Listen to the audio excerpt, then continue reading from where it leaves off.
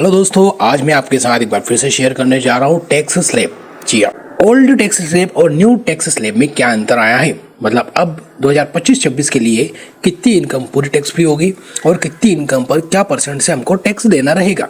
तो जैसा कि आप सब लोग जानते हैं 12 लाख रुपए तक की इनकम बिल्कुल टैक्स फ्री रहेगी। तो अब आइए हम टैक्स स्लैब एक बार देख लेते हैं।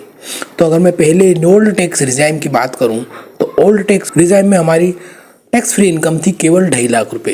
मतलब 2.5 लाख के ऊपर अगर इनकम होती थी तो उस पर 5% से टैक्स शुरू हो जाता था।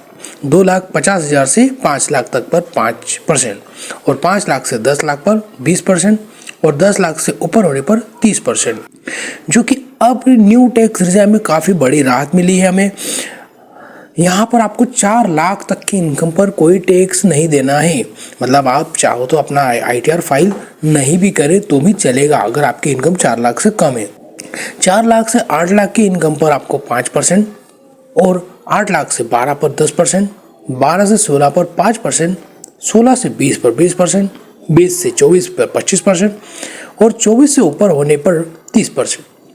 मतलब आप नीचे अगर देखेंगे ओल्ड टैक्स रिजाइम में तो 10 लाख की इनकम के बाद से हमको 30% टैक्स देना पड़ रहा है, जबकि न्यू टैक्स रिजाइम में हमको 24 लाख की इनकम के बाद से 30% का स्लैब हम पर लागू होगा अगर हमारी इतनी इनकम है तो सालाना।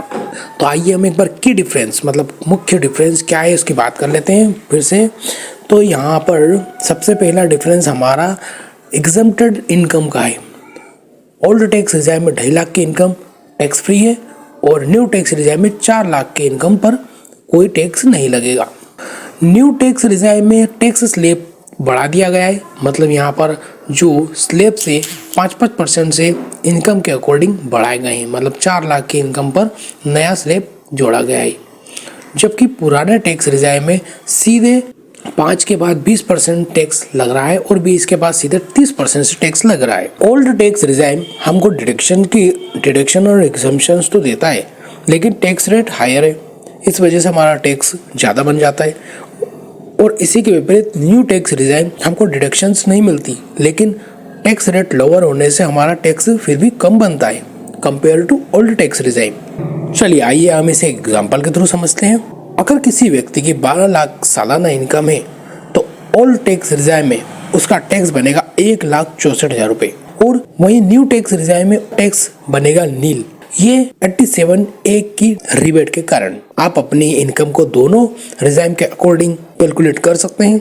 जो ज़्यादा बेनिफिशियल हो उस स्कीम को आप ऑप्ट कर सकते हैं। वीडियो देखने के लिए धन्यवाद। इनकम टैक्स से रिलेटेड अगर कोई क्वेश्चन हो तो आप पूछ सकते हैं।